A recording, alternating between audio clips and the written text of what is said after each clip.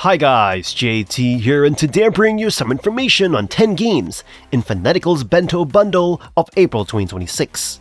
To help you answer the question, should you buy it? By using the links in the description below, you'll gain access to this bundle and support the channel in the process. Before I begin, I'd like to thank you the viewers for watching my silly videos. I hope they're helpful. Most importantly, knowing that you're watching it means the world. Anyway, let's get into this. And number 1 we have Lost Ruins, a 2D side-scrolling survival action game that focuses heavily on methodical combat and resource management rather than traditional exploration. You play as an amnesiac schoolgirl who awakens in a dark, mysterious castle. Guided by a magician named Beatrice, you must navigate a dangerous world filled with aggressive goblins, slimes, and massive bosses to recover your lost memories. The game is inspired by old-school titles like Castlevania, yet it carves out its own identity through a clunky but intentional combat system. You'll find that your movements are deliberate, and your attacks often feel slower than expected. This design choice forces you to be patient and strategic, as rushing in like a typical hack-and-slash hero will lead to a quick death. You must utilize a wide variety of weapons, spells, and environmental interactions to survive. For instance, you can electrocute enemies in water or set oil slicks ablaze. Visually, the game features impressive pixel art and lighting effects that create a moody atmosphere. However, you should be prepared for a steep learning curve. Early on, healing items are scarce and save points do not replenish your health or mana. While the story is relatively simple and the backtracking is minimal, the depth comes from experimenting with equipment combinations. If you enjoy a challenge that rewards planning over reflexes, and don't mind a bit of anime-inspired fan service, Lost Ruins offers a unique, albeit punishing experience that stands out in a crowded genre. And number 2 we have Evil Tonight, a top-down survival horror game that echoes the challenge and resource management of classic Resident Evil. You take control of Sylvia, a modern medium who battles supernatural forces by confronting them head-on. When a job at an abandoned performing arts school goes horribly wrong, Sylvia finds herself trapped in a nightmare filled with spirits and grotesque creatures. With only her wits, limited weapons, and scarce resources, she must navigate the haunted halls, uncover the mystery behind the haunting, and survive against overwhelming odds. Visually, Evil Tonight is a masterpiece of pixel art, reminiscent of Final Fantasy Tactics with soft gradients and a subtle CRT-like blur that enhances the atmosphere. The environments are packed with detail, making exploration as rewarding as it is tense. However, the gameplay leads into the brutal side of survival horror.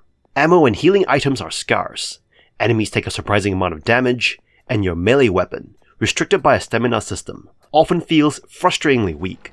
Exploration is engaging, but hindered by a lack of a map, forcing you to memorize key locations. While the puzzles are simple, extensive backtracking can become tedious. The writing is another weak point, with Sylvia's dialogue often falling into cringeworthy, over-the-top territory. Despite its flaws, Evil Tonight delivers a compelling, visually stunning horror experience. If you enjoy punishing survival horror with a strong challenge, it is worth your time.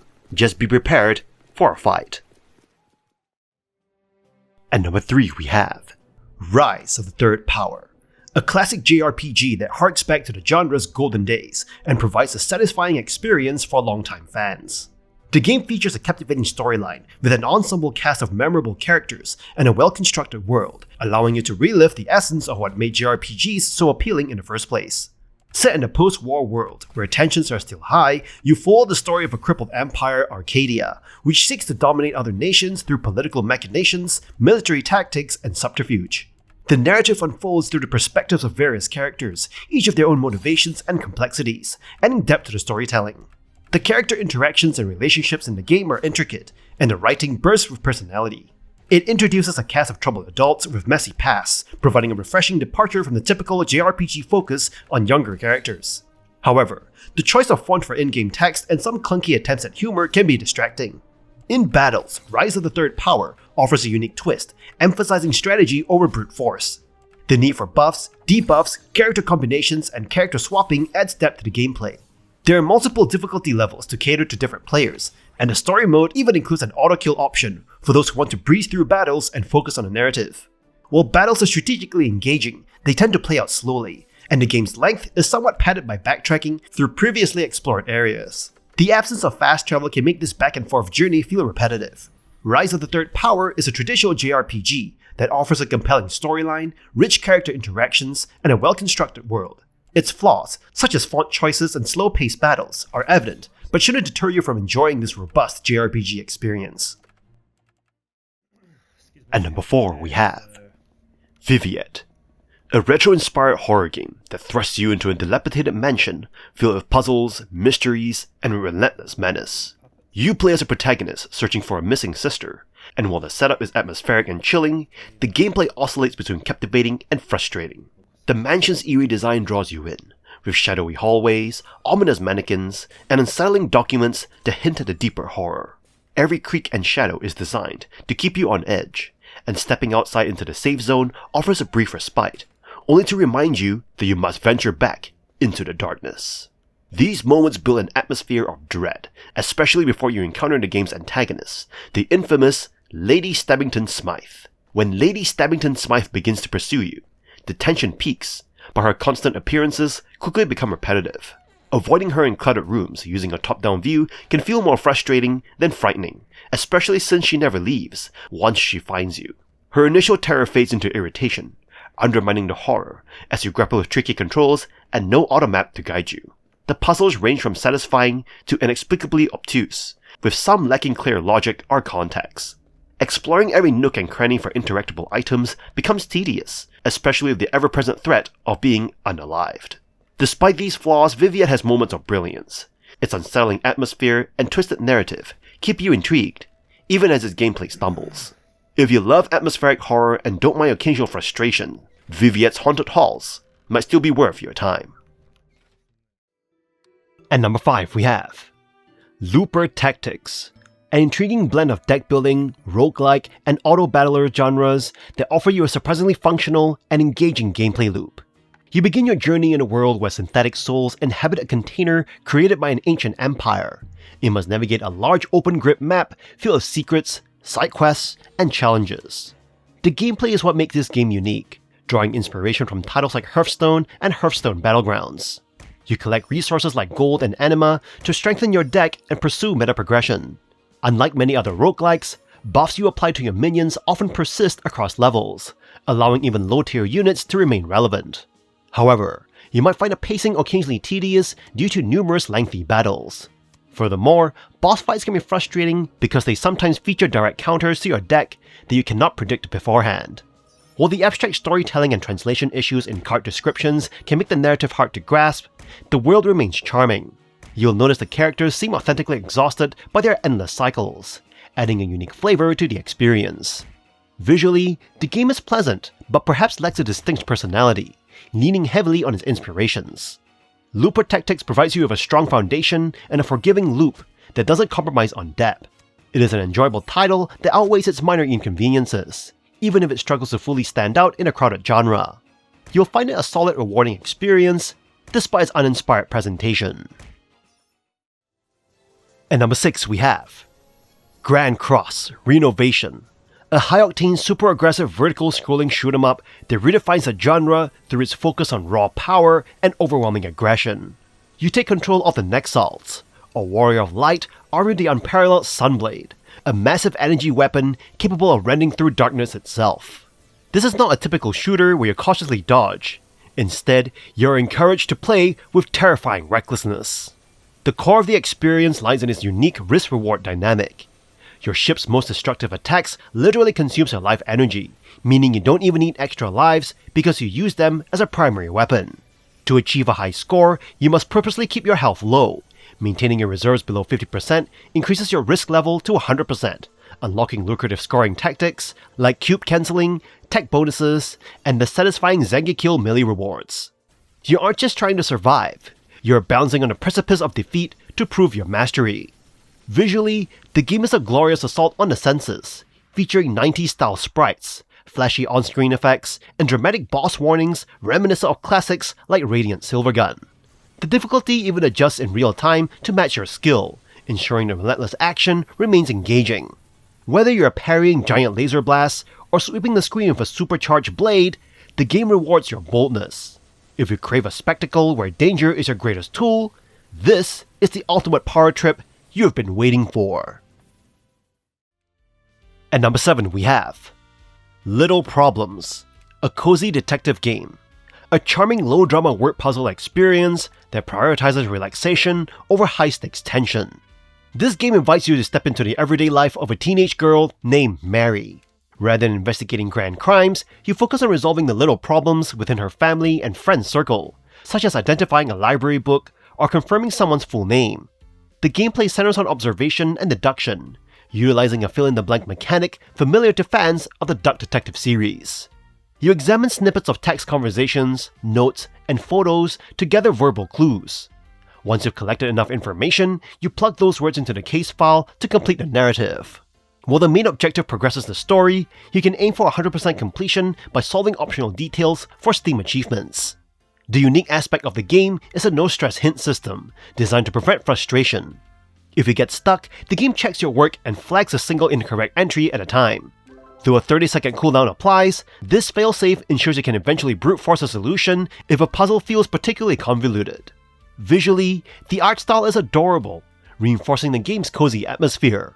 While some logic puzzles require you to infer information from what is missing, which can occasionally feel vague, the overall experience is rewarding. In a bundle, you get 10 levels of thoughtful atmospheric detective work that proves even the smallest mysteries are worth solving with a patient, observant eye.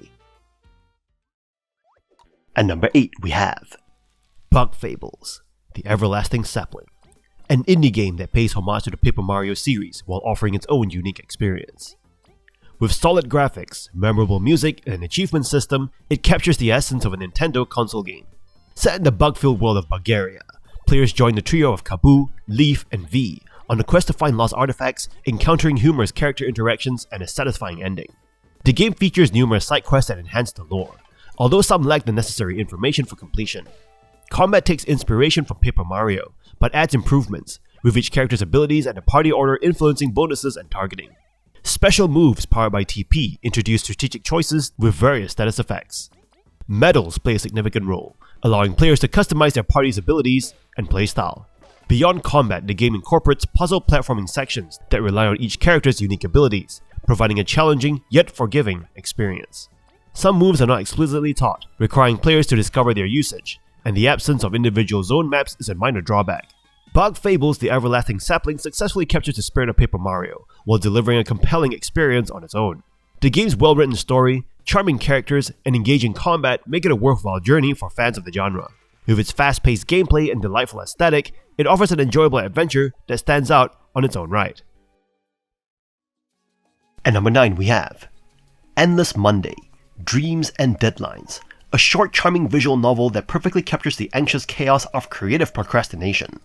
You play as Penny, an artist who spent months avoiding a project due Monday, and now finds herself stuck in the office over the weekend, desperately trying to summon inspiration. Instead of the usual productivity, you'll wander through her workplace, chat with eccentric co-workers, and get lost in distractions, including an unexpectedly addictive phone minigame called Lumberlass. What makes this game shine is its personality. Every conversation feels alive, blending humor, self-deprecation, and subtle social commentary that hits especially hard if you've ever stared at a blank page, paralyzed by creative burnout. The dialogue is smart and expressive, giving each character, from Penny's carefree boss Miss Whiskey to her grounded friend Sky, a distinct voice. You'll laugh, relate, and probably cringe too closely at Penny's desperate all-nighter energy.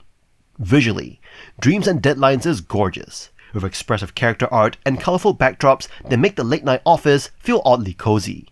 The jazzy lo-fi inspired soundtrack adds the perfect touch of atmosphere for a story that's as much about creative pressure as it is about finding joy in imperfection. It is short, about 2 hours, but tightly written, replayable, and full of heart.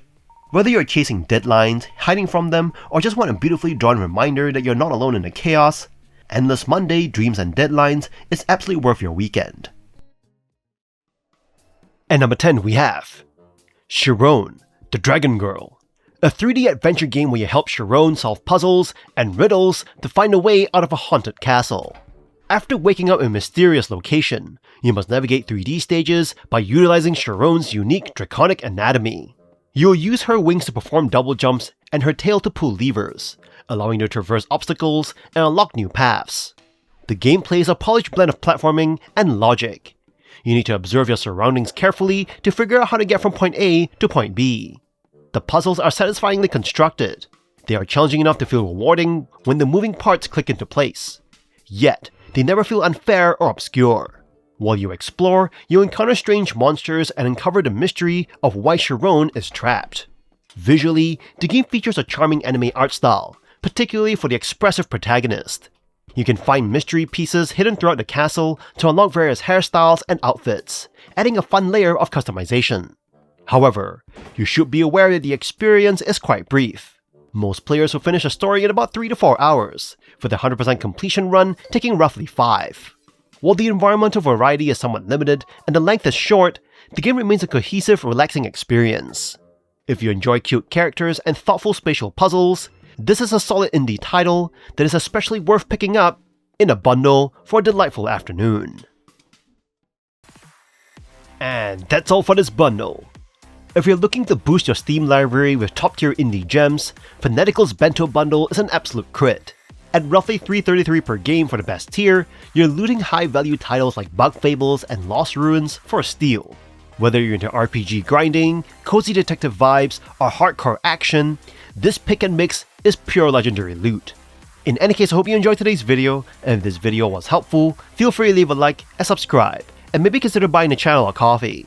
From the darkness of my heart, thank you for watching, and I'll see you guys in the next video.